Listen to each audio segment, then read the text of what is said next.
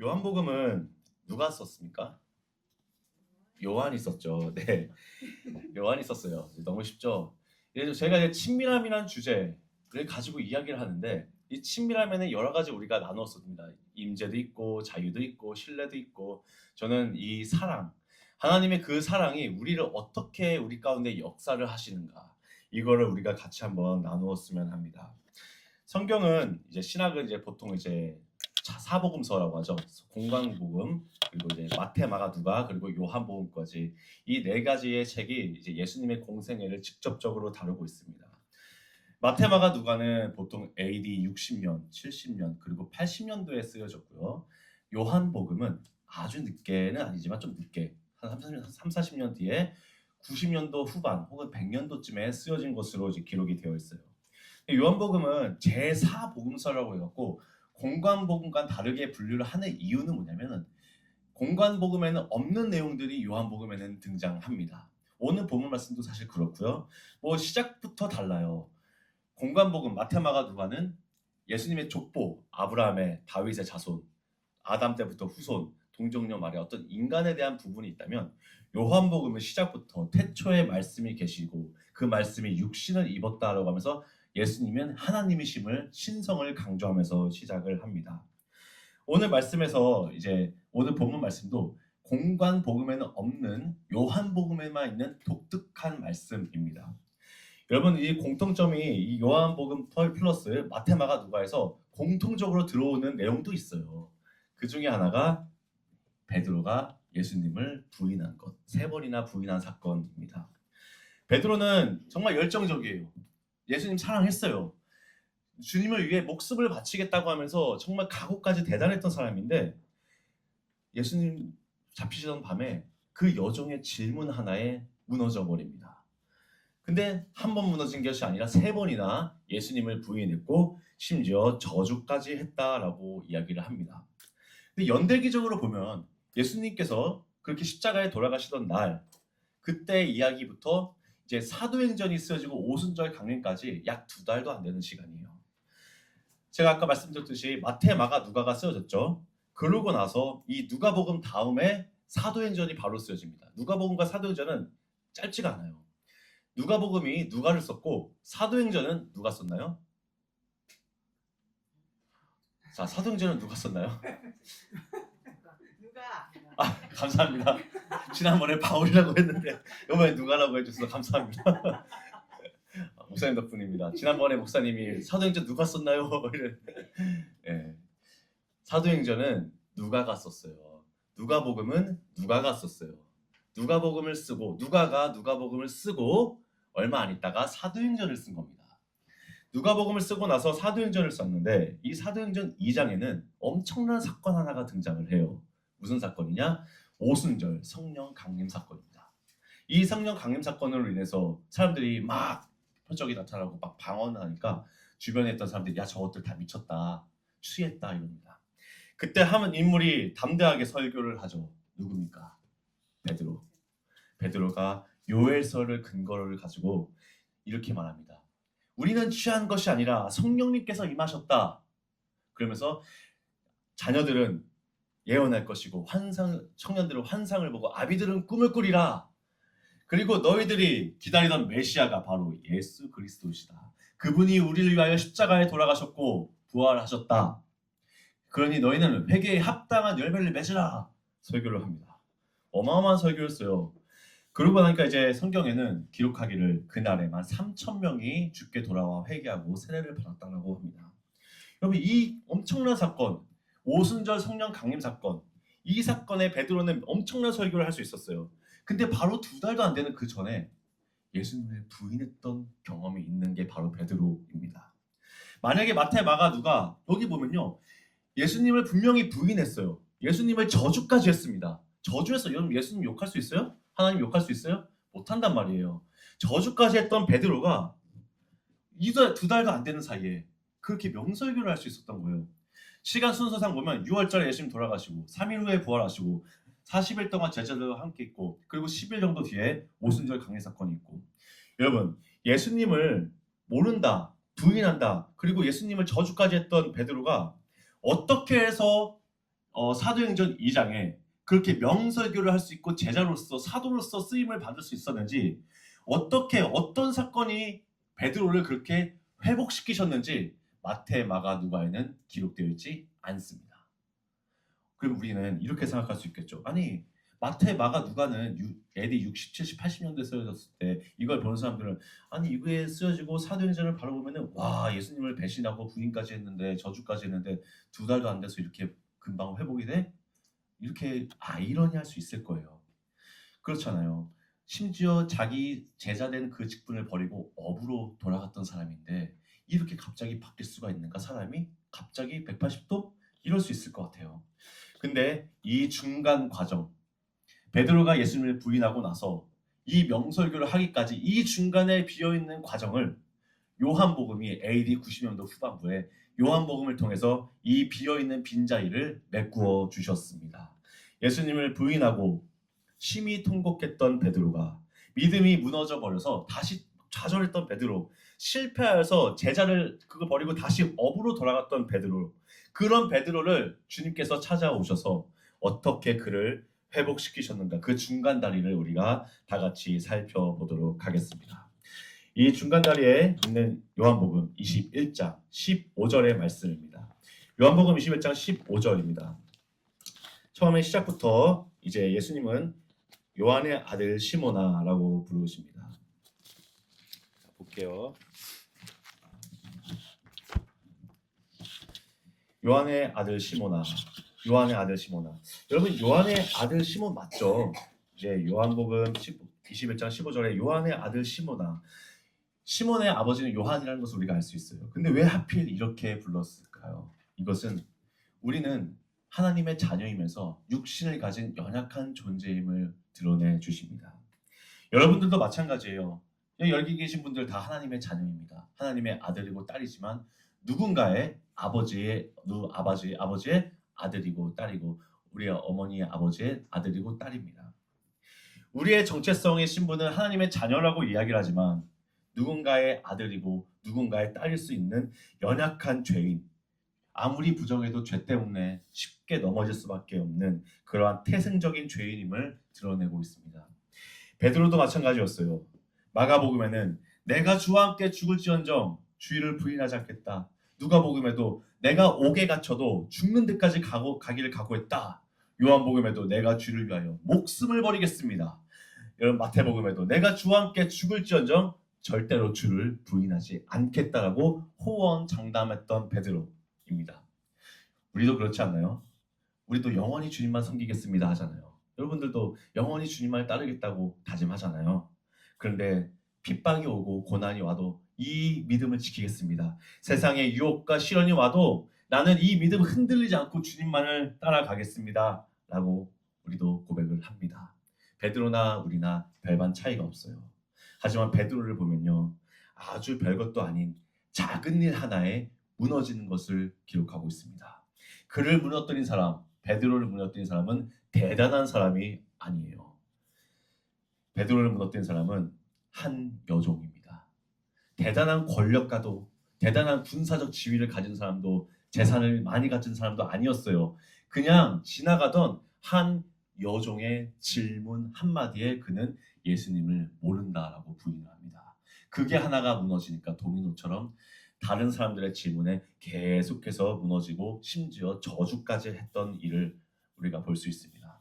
그랬던 베드로, 얼마나 낙심이 됐을까요? 얼마나 힘이 들었을까요? 참 별것도 아닌 것 같은 거에, 사소한 거에 무너지다니 베드로가 정말 힘이 들었을 거예요. 그랬던 베드로를 찾아오셔서 예수님은 요한의 아들이라고 이야기하시고 우리 인간의 육체가 얼마나 연약한지를 보여주시면서 베드로를 부르십니다. 시몬아, 시몬아. 여러분, 왜 베드로를 시몬이라고 불렀을까요? 예수님은 분명히 마태복음 16장에 내가 너를 시몬이라고 부르지 않을 거야. 너는 베드로야 라고 분명히 말씀하셨어요. 주는 그리스도시요 살아계신 하나님의 아들이십니다. 얼마나 멋진 고백이에요? 그러니까 예수님이 말씀하시죠. 이를 알게 한 것은 혈육이 아니다. 네가 요한의 아들이고 인간이기 때문에 아니라 하늘에 계신 내 아버지시기 때문에 너가 이것을 깨닫게 된 거라고 분명히 말씀하십니다. 그러면서 예수님이 말씀하시길 너는 시몬이 아니고 이제부터 베드로라 라고 그의 이름을 베드로라고 불러주셨어요. 근데 이상하게도 요한복음의 21장에 베드로라고 부르지 않으셨어요. 시몬이라고 부르셨습니다. 이건 그냥 호칭을 이야기하는 것이 아니라 너의 처음을 기억하라 라는 그런 메시지를 가지고 있습니다. 예수님이 시몬을 처음으로 불렀을 때는 어부였을 때입니다. 그 어부일 때 우리는 아시다시피 그 어부였던 베드로, 베테랑이었던 베드로. 그런데 예수님이 저기 가서 그물 좀 던져봐. 순종하고 갔어요. 그물이 찢어질 정도로 그물이 고기가 잡혔습니다. 우리는 이 놀라운 기적을 기억할 때가 많은데 더 놀라운 것은 바로 그 다음입니다. 그 모든 것을 버리고 예수님을 따랐다는 것입니다. 세상적인 성공 그것을 버리고 예수님을 따르는 결단을 선택했던 것입니다. 이게 생각보다 쉽지 않아요. 사업을 하고 있잖아요. 여러분들도 사업도 하고 그 사업이 갑자기 망하기 직전에 하나님의 말씀에 순종하여서 했더니만 대박이 났어요. 연매출 10억, 와, 연매출 막 20억, 30억. 그런데 그 모든 것을 버리고 뒤로 하고 예수님을 따른다? 이게 말은 쉽지 생각보다 이게 어렵습니다. 그것을 따랐던 것이 바로 베드로입니다. 그리고 그것이 바로 하나님의 자녀된 자의 모습이라는 것입니다. 어찌 보면은 세상의 가치보다 예수님을 따르는 것을, 예수님을 사랑하고 예수님을 섬기는 것을 더 가치를 두었다라고 볼 수 있겠죠. 부자 청년과는 완전히 대조되는 모습을 보여줍니다. 우리가 세상을 추구한다는 것은 결국에는 나의 성공, 나의 안정, 나의 만족. 그러나 베드로는 이 나라는 존재를 부인하고 예수님을 따랐던 것입니다. 그래서 예수님은 베드로에게 이렇게 말씀하십니다. 요한의 아들 시몬아, 요한의 아들 시몬.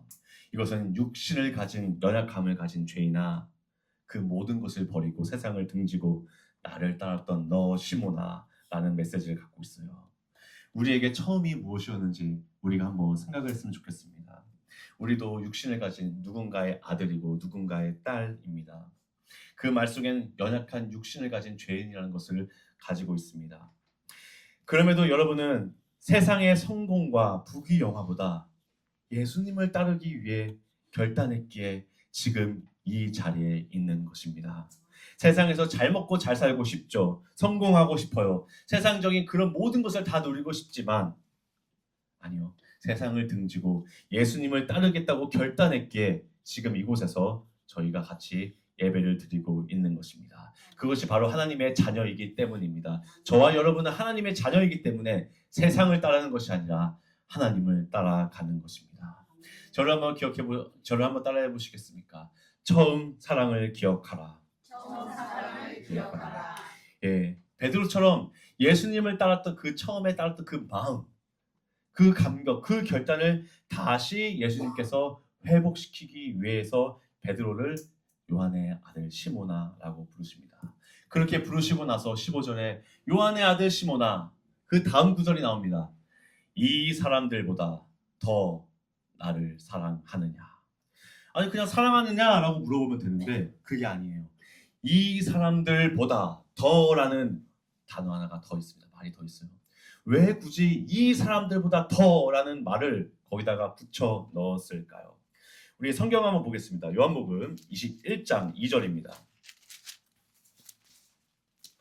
제가 오전에도 한번 말씀드렸는데 이 성경책 넘기는 소리가 유튜브로 보면은 잘 안 들리는데 들리시는 분들도 있더라고요. 근데 그게 너무 저 성경책 넘기는 소리가 너무 그립다 해서 PPT로 하지 않고 저는 성경책을 넘기는 소리를 듣고 싶어서 감사합니다. 이렇게 했습니다. 유튜브 막 설교 들어보면 이 성경책 넘기는 소리가 안 들려요. 그냥 다 PPT로 나오니까. 저희도 사실 그렇긴 했는데 그래서 이제 성경책을 넘기면서 우리가 한번 21장 2절을 한번 보도록 하겠습니다. 21장 2절에 제자들이 나와요. 시몬 베드로와 디두모라 하는 도마와 갈릴리 가나 사람 나다니엘과 세베대의 아들들. 여기 나오는 세베대의 아들들이 바로 야고보와 요한이에요. 또 다른 제자 둘이 함께 있더니라고 나옵니다. 그럼 이제 알겠죠? 이 사람들이란 말은 그 당시에 예수님과 함께 있던 제자들을 말하고 있는 것입니다. 3절에 시몬 베드로가 나는 물고기 잡으러 가노라 하니 그들이 우리도 함께 가겠다 하고 나가서 배에 올랐으나 그날 밤에 아무것도 잡지 못하였더니 날이 새어갈 때 예수께서 바닷가에 서셨으나 제자들이 예수인줄 알지 못하는지라. 예수께서 이르시되 얘들아 너희에게 고기가 있느냐 대답하되 없나이다. 6절에 이르시되 그물을 배 오른편에 던지라 그리하면 잡으리라 하시니 이에 던졌더니 물고기가 많아 그물을 들 수 없더라. 7절에 예수께서 사랑하시는 그 제자가 나옵니다. 여러분 예수께서 사랑하시는 그 제자가 누굴까요? 예, 정답입니다. 감사합니다. 예수께서 사랑하시는 그 제자를 요한입니다. 요한은 자기 자신을 가리켜서 예수께서 사랑하시는 제자라고 스스로를 밝히는 거예요. 나는 예수님께 사랑받는 존재. 예수님께서 사랑하시는 존재는 바로 나야. 라면서 담대하게 이렇게 적어놓고 선포하는 사람이었다는 겁니다. 예수께서 사랑하시는 그 제자 요한이 베드로에게 이르되 주님이시라 하니 시몬 베드로가 벗고 있다가 주님이라 하는 말을 듣고 겉옷을 두루두루 바다에 뛰어내리니라. 이 예수께서 사랑하시는 제자인 요한이 이 말을 계속 넣어요. 근데 이 사람들 중에서 아까 제가 말씀드렸죠. 이 사람들보다 더 나를 사랑하느냐. 여기서 이 사람들은 전체적인 제자들을 말하고 있지만 오늘 요한복음에는 특별히 요한을 말하고 있는 것입니다. 요한은 예수께서 사랑하시는 제자라고 하면서 자기를 요한복음에 몇 번이나 더 언급을 해요. 계속해서 언급을 합니다. 왜? 의도적으로 강조하기 위해서인 게 볼 수 있어요. 요한복음서 전체를 보면요.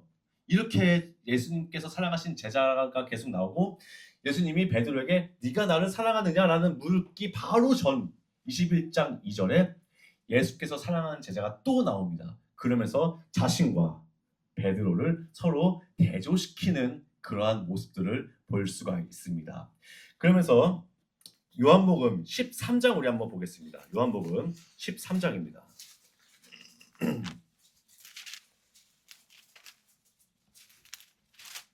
13장 21절에 보시면은 이런 말씀이 있습니다. 이 최후의 만찬입니다. 여러분 최후의 만찬 다 이제 사건 아실 거예요. 요한복음 13장 21절에 예수께서 이 말씀을 하시고 심령이 괴로워 증언하여 이르시되 내가 진실로 진실로 너희에게 이르노니 너희 중 하나가 나를 팔리라 하시니 제자들이 서로 보며 누구에게 대하여 말씀하시는지 의심하더라. 23절에 예수의 제자 중 하나 곧 그가 사랑하시는 자 누굽니까? 요한입니다. 근데 요한이 뭐 하고 있어요?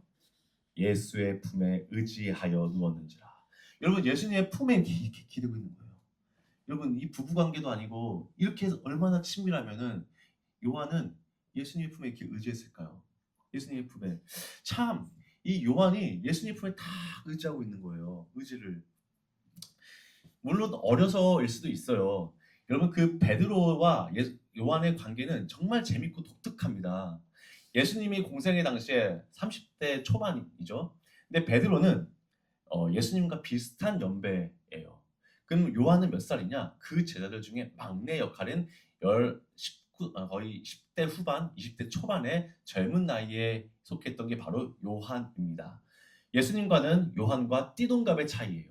그럼 마찬가지로 베드로와도 그 정도의 차이가 났겠죠. 근데 베드로는 이 요한을 이상하게끔 견제하는 것은 의도적으로 좀 뭔가 의식하는 느낌을 보여줍니다. 보세요. 24절입니다. 24절에 시몬 베드로가 머리짓을 하여 말하되 머리짓. 이 머리짓이 뭐냐면요. 자, 좀 멀리 보니까 요한이 이렇게 예수님 품에 다 이렇게 기대고 있는 거예요. 마치 이렇게 진짜 친한 사람 이렇게 기대고 있으니까 베드로가 짱 옆에서 보더니 야 이거예요. 머리짓. 야 누가 판대? 물어봐. 이겁니다. 요한이 예수님의 품에 의지하고 있고 요한한테는 뭔가 말할 거라고 생각을 했나 봐요. 베드로가. 그러니까 탁탁 머리짓 하면서 가서 물어봐. 이런 겁니다. 그래서 몇 절이죠? 24절에 베드로가 머리짓을 하여 말하되 말씀하신 자가 누구인지 말하라 하니 이건 요한한테 얘기한 거예요. 베드로는 이 요한에게 누군지 여쭤봐라고 부탁을 합니다. 그랬더니 25절에 그가 자 이게 요한입니다. 그대로 예수의 가슴에 그대로 의지하여 그냥 예수님 품에 그대로 누운 채로 딱 고개만 떡 들고 예수님 누구예요? 물어본 거예요. 아니 너무나도 이게 가까워 보이지 않습니까? 친밀해 보입니다. 주여, 그가 25절에 그가 예수의 가슴에 그대로 의지하여 말하되 주여 누구이니까?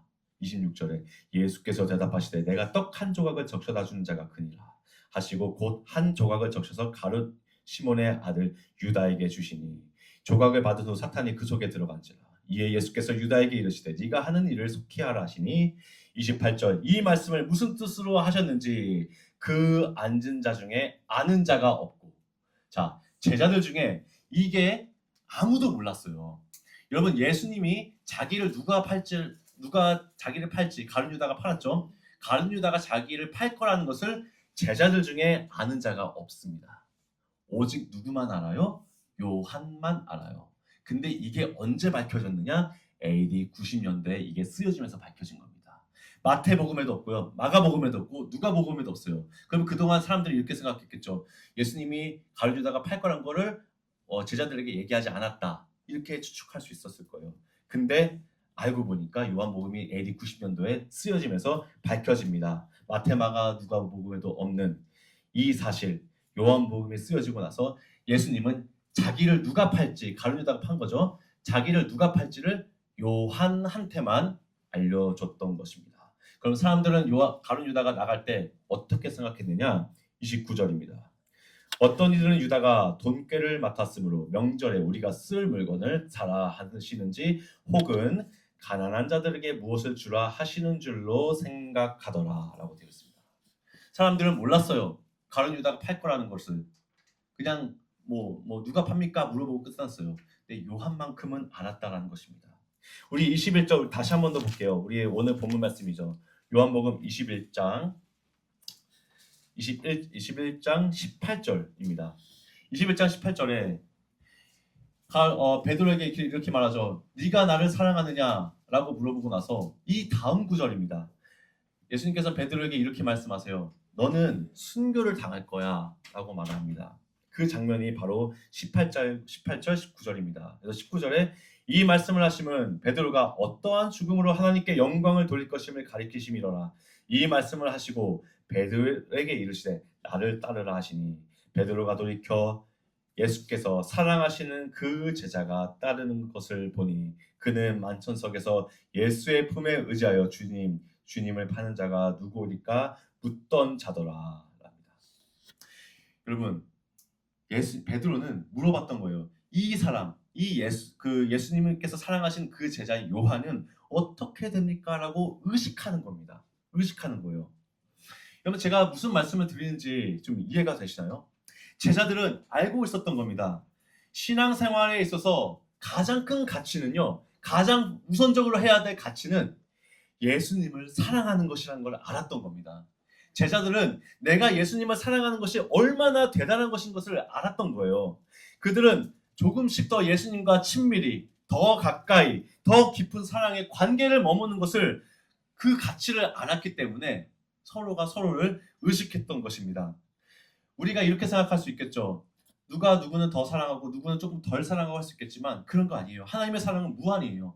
마치 이것은 우리가 이제 하늘에서 비가 내리는데 하늘의 빗물을 받으려고 할 때 누구는 종이컵을 가져가서 받고 누구는 세숫대야를 가져와서 받는다면은 당연히 빗물은 공평하게 흐르지만 빗물을 받는 양은 다를 것입니다.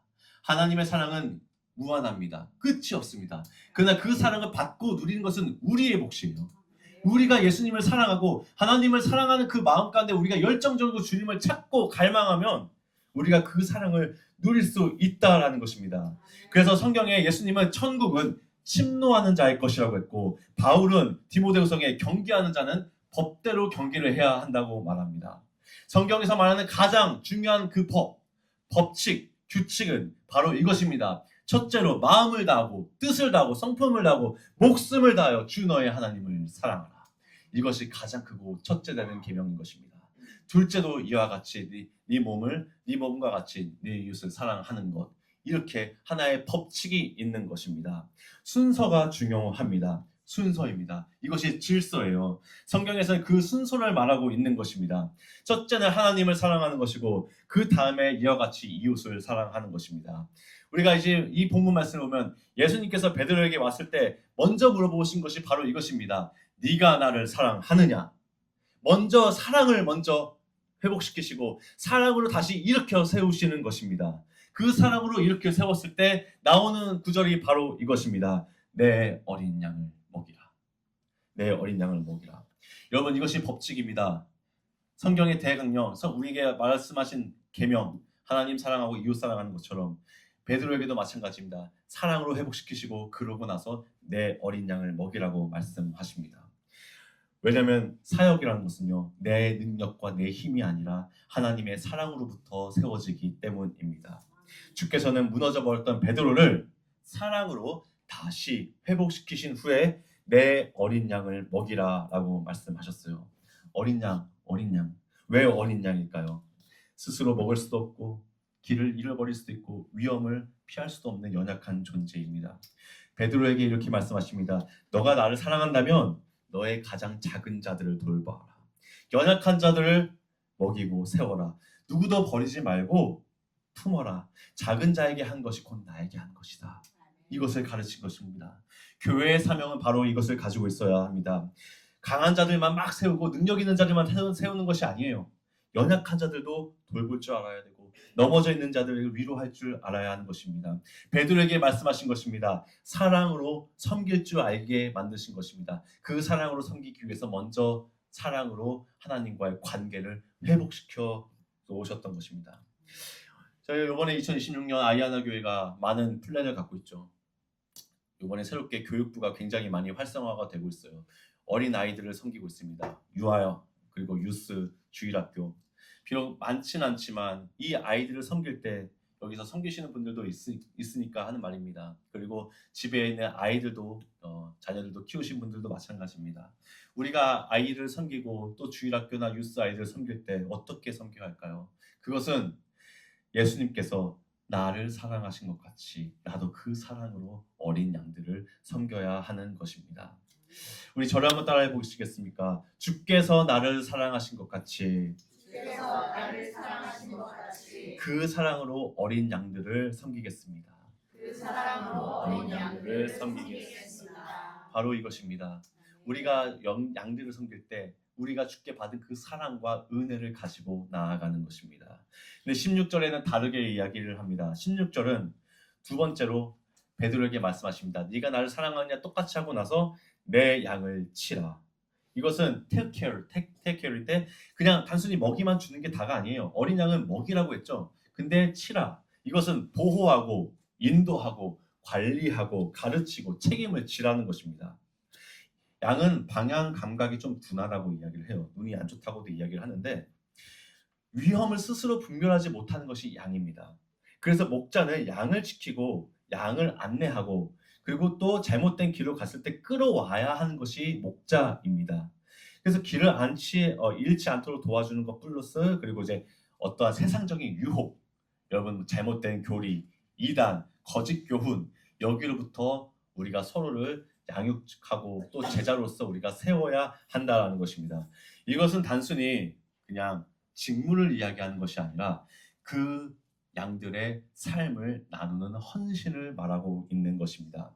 베드로에게 맡기신 것은 일이 아닙니다. 한 영혼입니다.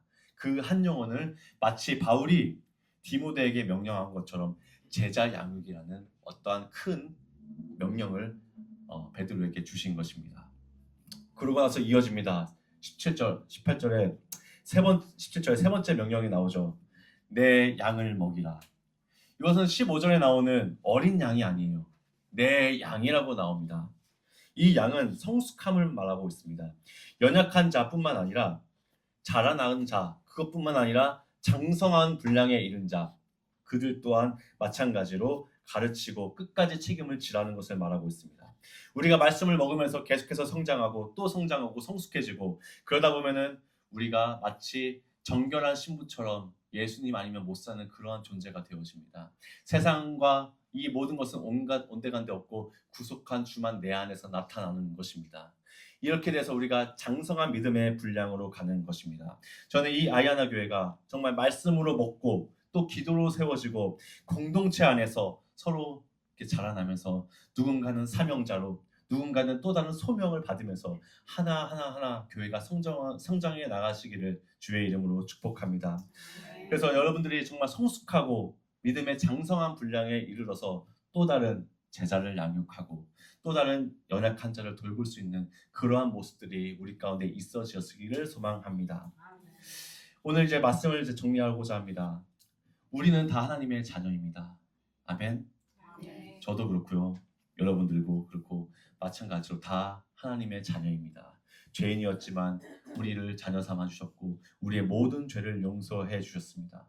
근데 우리가 살다 보면요, 베드로처럼 넘어지기도 해요. 제가 여러분들 앞에서 장담할 수 없지만 장담하겠습니다. 믿음 생활 하다 보면 고난도 옵니다. 힘들고 정말 실패할 수도 있어요. 베드로처럼 작은 일 하나에 무너질 때도 있을 것입니다. 항상 좋은 일만, 복받는 일만 있었으면 좋겠지만 그렇지 않아요. 베드로처럼 죄 때문에 넘어지기도 하고 사역 내려놓고 싶어 할 수도 있어요. 우리 2026년도에 막 많은 계획들을 갖고 있지만 하다 보면 여러분 지칠 수도 있어요. 저도 기타 치면서 찬양인도 하다가 이거 때려치고 싶다 이 생각 든 적 있어요. 아니겠습니까? 근데 아니면 감사합니다. 고맙습니다. 무너지기도 해요. 여러분들도 마찬가지예요. 우리 지금 집사님도 그렇고 맡으신 게 너무 많은데 지치지 않으셨으면 해요. 낙심치 않으셨으면 해요. 그것은 우리가 정말 힘들더라도 어렵더라도 낙심치 않고 우리가 설마 넘어지더라도 다시 일어날 수 있는 힘은 바로 베드로처럼 우리를 향하신 하나님의 그 크신 사랑이 우리 가운데 다시 부어질 때입니다. 베드로는 마찬가지로 하나님의 자녀고 저도 여러분들도 다 하나님의 자녀입니다. 자녀에게 중요한 것은 내가 얼마나 많은 일을 했느냐가 아니에요. 얼마나 일을 못했느냐가 아니에요. 저도 찬양인도 하면서 기타로 막 프로페셔널하게 하고 싶은데 엉망이거든요. 사실은 여기 다 잘하지만 저만 제일 못하는 것 같은데 다들 프로페셔널 했으면 좋겠지만 실력은 뭐 좋아요. 그냥 구하지만 한 것 같아요. 잘했냐 못했냐 넌 잘했으니까 내 자녀고 못했으니까 뭐 너는 호적파 이거 아니에요. 우리에게 어떤 일을 요구하는 것이 아닙니다. 너는 잘했으니까 내 자녀, 못했으니까 넌 호적파 이게 아니에요. 이게 아니에요. 베드로도 마찬가지예요. 베드로도 실수했어요. 맞아요, 실수해요. 분명히 호언장담했죠. 나는 절대로 주님을 부인하지 않겠습니다 했는데 주님을 얼마 못 가서 부인했어요. 배신했어요. 가룟 유다처럼 배신했고 심지어 저주까지 했습니다. 우리에게도 이런 상황이 올 수 있다는 겁니다. 하지만 기억하시길 바랍니다. 우리가 중요한 것은 내가 얼마나 죄를 많이 지었느냐 못했느냐 일을 잘했느냐 못했느냐가 아니라 우리가 누구냐입니다. 우리가 자녀이냐 하나님의 신분을 물어보고 있는 것입니다. 신분. 우리가 사랑으로 연합되어져 있는가 우리는 그것을 늘 확인할 줄 알아야만 합니다. 그것이 우리 안에 정체성으로 하나님의 자녀고 내가 하나님의 아들이고 내가 하나님의 딸이면요 실수해도 자녀예요. 죄를 지어도 자녀예요. 연약해도 자녀입니다. 우리가 모든 걸 포기하고 싶어도 이거 내가 죄 너무 많이 짓네 이러다가 지옥 막 떨어질 것 같아도 예수 그리스도의 그 피 묻은 손이 우리를 꽉 잡고 있다는 것입니다. 하나님은 절대로 우리를 포기하지 않으십니다. 로마서 8장이 그거 아니에요. 어떠한 사망과 권세와 어떠한 이 사망의 권세, 죄의 사망의 권세가 있어도 우리를 향하신 그 크신 사랑에서 우리를 끊을 수 없다라고 하잖아요. 우리는 하나님의 자녀로서 그 신분이 우리에게 있다라는 것입니다. 우리의 행위에 따라 바뀌지 않아요. 우리가 어떻게 죄를 지었다 못했다가 아닙니다. 베드로는 비록 죄를 지었어요. 맞아요. 죄를 지었어요. 그렇지만 예수님께서 가셔서 너 왜 그 모양 그따구냐 이러지 않아요. 그냥 그에게 물어보십니다. 네가 나를 사랑하느냐. 여러분들에게도 똑같습니다. 여러분들에게 마음 가운데 예수님께서 오셔서 이렇게 말씀하십니다. 누구누구야 네가 나를 사랑하느냐. 이것이 우리 안에 늘 넘치나시길 바랍니다. 우리가 얼마나 잘했느냐가 아니라 내가 누구에게 속했느냐입니다. 나와 하나님의 관계가 회복되면 사명도 같이 회복이 됩니다. 내가 예수님의 그 사랑, 하나님의 사랑으로 내가 다시 회복이 되면은 사역하다가 넘어져도 때로는 우리가 실패해도 죄 때문에 넘어져도 다시 일어날 수 있는 것입니다. 사도행전에 나오는 것처럼 베드로가 2달도 안 되는 그 사이에 회복했던 것처럼 의인은 계속해서 넘어져도 다시 일어날 수 있는 힘이 있는 것입니다. 이것은 우리를 향하신 그 크신 하나님의 사랑입니다. 오늘 제목처럼 예수님과 친밀함의 비밀 기억하십시오. 이 비밀은 우리의 능력이 아닙니다. 우리의 힘이 아닙니다. 우리를 향하신 그 무한한 사랑, 그 사랑을 힘입어서 우리가 일어날 수 있는 것입니다. 우리가 하는 모든 사역, 여러분이 하고 있는 찬양팀이든 가정이든 일터든 어디든 간에 아무리 힘들어도 예수님을 향한 예수님의 그 사랑이 우리 가운데 부어지고 회복되면은 다시 일어날 힘이 생기는 것입니다. 그리고 우리에게 맡겨진 그 힘, 우리가 받은 그 힘을 가지고 우리가 어디에 있든 자녀든 양육을 하든 일터에 가든 우리가 그 받은 사랑으로 이웃을 섬길 수 있게 되는 것입니다.